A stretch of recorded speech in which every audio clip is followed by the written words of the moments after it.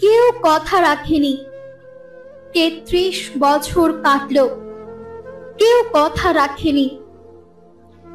ছেলেবেলায় এক বষ্টুনি তার আগমনী গান হঠাৎ থামিয়ে বলেছিল, শুক্লা দ্বাদশীর দিন অন্তরাটুকু শুনিয়ে যাবে। তারপর কত চন্দ্রভোগ অমাবস্যা চলে গেল, কিন্তু সেই বষ্টুনি আর এলো না।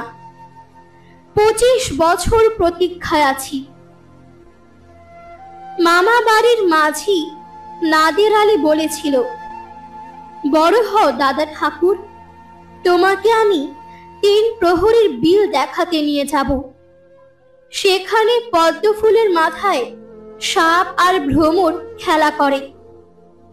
নাদের আলী, আমি আর কত বড় হব? আমার মাথা এই ঘরের ছাদ ফুঁড়ে আকাশ স্পর্শ করলে তারপর তুমি আমায় ৩ প্রহরীর বিল দেখাবে? একটা রয়্যাল গুলি কিনতে পারিনি কখনো। লাঠি লজেন্স দেখিয়ে দেখিয়ে চুষেছে লস্কর বাড়ির ছেলেরা।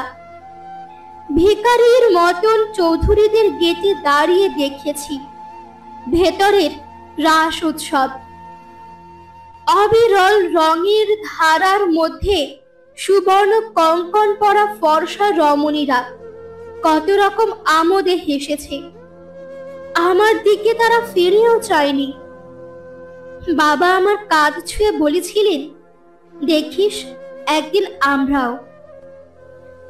বাবা এখন অন্ধ, আমাদের দেখা হয়নি কিছুই। সেই রয়্যালগুলি, সেই লাঠি লজেন্স, সেই রাস উৎসব আমায় কেউ ফিরিয়ে দেবে না। বুকের মধ্যে সুগন্ধি রুমাল রেখে বরুণা বলেছিল, যেদিন আমার সত্যিকারের ভালোবাসবে সেদিন আমার বুকেও এরকম আতরের গন্ধ হবে।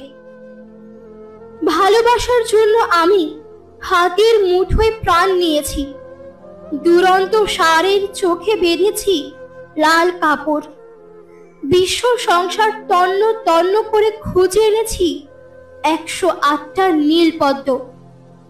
তবুও কথা রাখিনি বরুণা। এখন তার বুকে শুধুই মাংসের গন্ধ। এখন সে যে কোনো নারী। কেউ কথা রাখেনি। ৩৩ বছর কাটল, কেউ কথা রাখে না।